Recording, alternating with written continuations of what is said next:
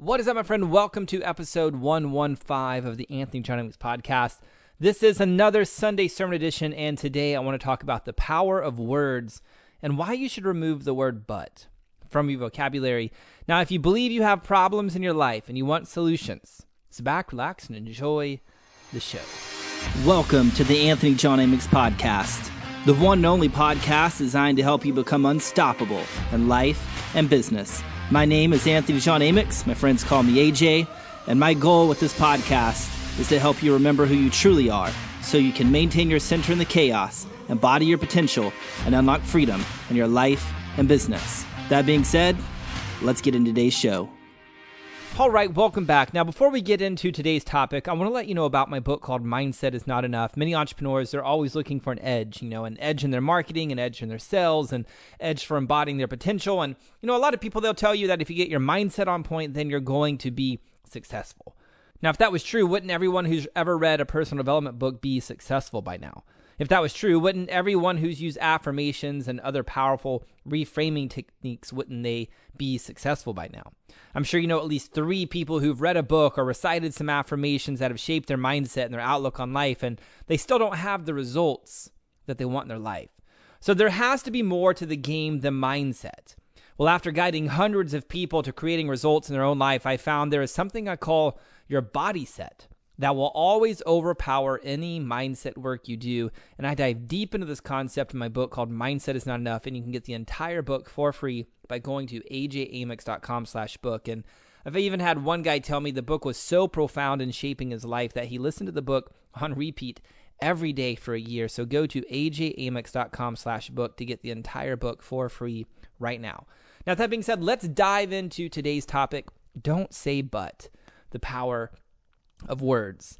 Now, I get to coach some amazing people. I'm very fortunate. I work with incredible people, and they pay me handsomely to solve problems. And, people pay me to solve problems, right? People have problems, they feel stuck, and they pay me to help them find and create solutions. Now, the crazy thing is a lot of people don't realize about problems, is that there's only really one place problems exist. So let me ask you a question. Where do problems exist? Can you point to them right now? If you have problems in your life, if you have problems in your business, can you point to where the problem is? Is the problem in front of you? Is the problem behind you? Are the problems beside you? Where in the physical realm are problems located? Can you give me a GPS location so I can find your problems? Well, I have you consider that your problems occur and exist in only one place. Now, do you know where that's at yet? If you don't, then let me help you. I want you to stick out your tongue, stick out your tongue, and I want you to point to it. Stick out your tongue and point to your tongue. Your problems only exist on your tongue, in your languaging. In your languaging, that's the only place your problems can ever exist. Now, hang with me for a second because I'll teach you a fast way to turn any problem you have into a solvable equation. Any quote-unquote problem you have, if you hang with me, I'll teach you how to turn any problem you have into a solvable equation. So how can problems only exist in your languaging? Well, this isn't a new concept. In Proverbs 18, verses 20 through 21, it says, "From the fruit of their mouth a person's stomach is filled. With the harvest of their lips, they are satisfied. The tongue has the power of life and death, and those who love it will eat its fruit." Now, I find these 2 verses very fascinating personally. In verse 20, it says, "From the fruit of their mouth, a person's stomach is filled." Now, what fruit of their mouth are they talking about here? Are they talking about some apples, some oranges, or what's going on? See, I believe the author is talking about the words they use, the languaging in which they speak. The words they use dictate if they produce results which lead to a satisfied hunger. Now, back in the day, if a person's stomach was filled, that was a big deal. Because it's not like it is here in America where you can go buy food anywhere you want, whenever you want. Even if you don't have money, you could roll up to a food pantry and get you some food. That's how it is here in America, anyway. But the author goes on in verse 21, the tongue has the power of life and death. Now that's a powerful phrase right there. The tongue has the power of life and death. So what do they mean here? Are they talking about sentencing people to death, or could it be something else? Again, I believe they're talking about the languaging that we use dictates our ability to solve a quote-unquote problem or not. Now, let me give you an example. Let's say someone owns a business and their revenue has stalled out because they're just tapped out. Like they've hit a plateau because they just don't have enough time in the day to get everything done that's required to scale their business. I talk with these types of people very often. And they tell me things like, I know I need to hire someone, but there are just not enough good people out there anymore. Now, I'll have you consider the use of the word but is the very thing that is creating the feeling of stuck. Now, let me explain. In the languaging of, I know I need to hire someone, but there are just not enough people, enough good people out there anymore. There are two opposing forces creating stuckness. First, you have the problem of, I know I need to hire someone.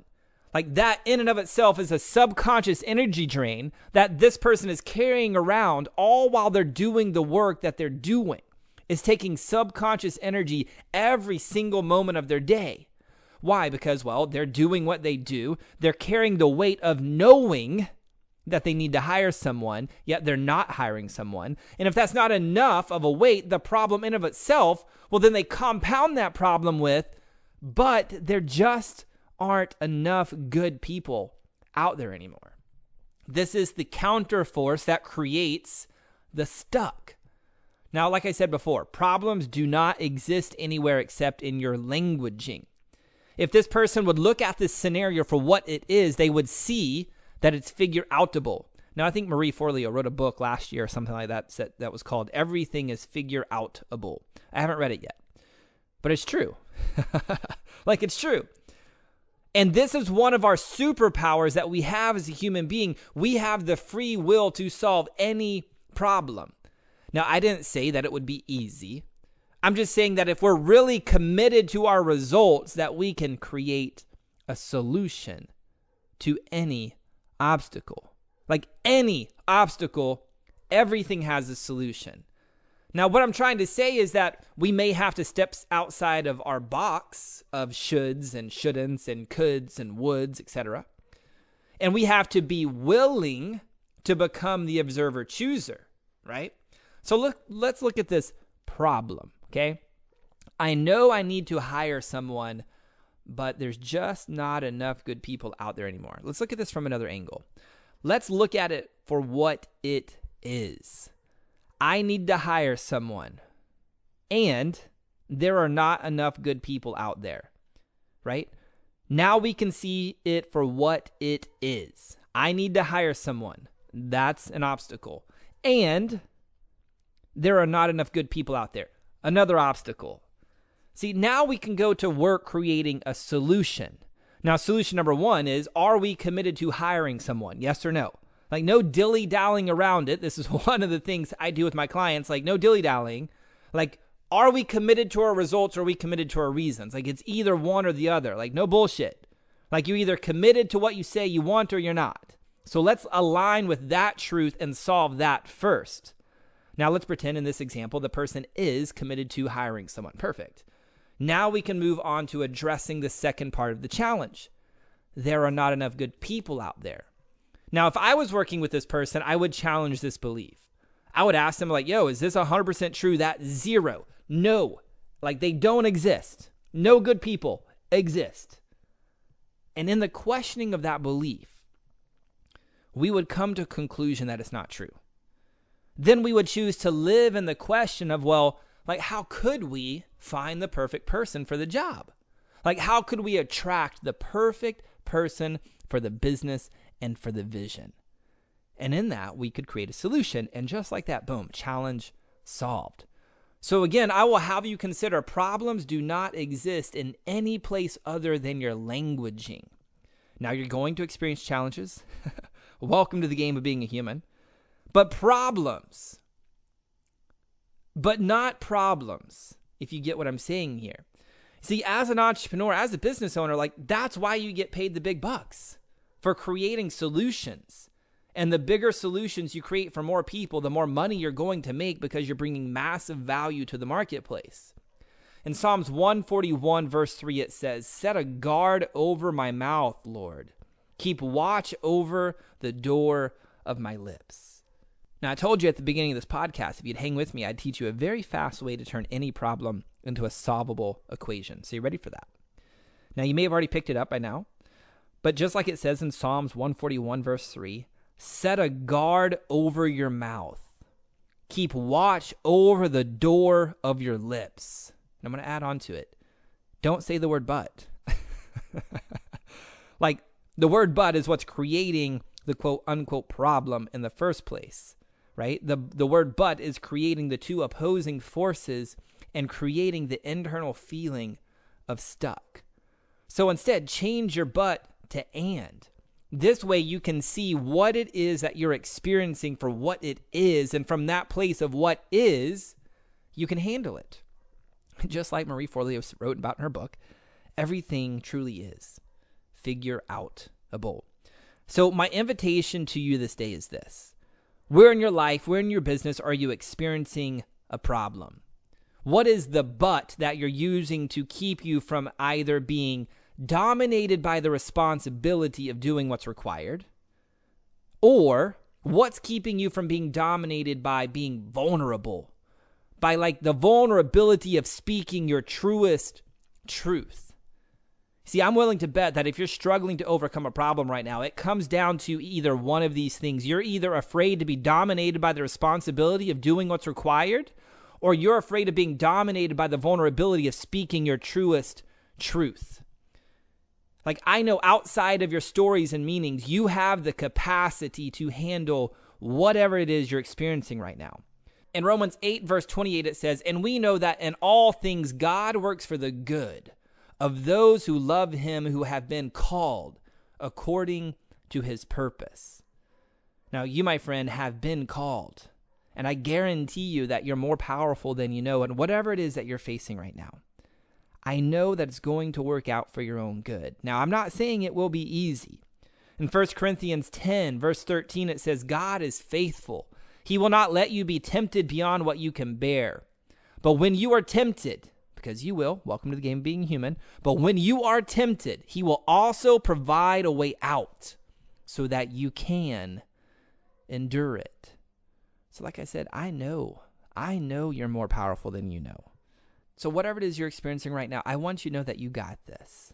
I got this if you choose to handle it. Remember, reasons or results, you can only choose one. Choose wisely. Well, my friend, that's all I have for this episode of the Anthony John Amos podcast, and I hope it served you, and I hope it's really equipped you with a very quick and easy way to overcome any challenge that you're facing.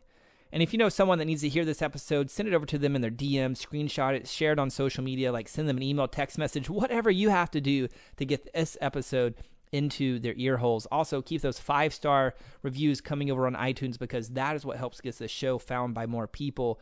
And it really helps them like really break through to a new level of freedom, purpose, and success as well. And as you know, a rising tide rises all ships. So feel free to share it with them. Thank you so much for being here today. Until next time, my friend, I'm out. Peace. Well, that's all I've got for this episode of the Anthony John Amos podcast, but we have plenty more to help you become unstoppable in life and business. So head on over to ajamix.com for exclusive resources, information, and tools to help you break through to a new level of freedom, purpose, and success. I look forward to having you back for the next episode. Bye for now.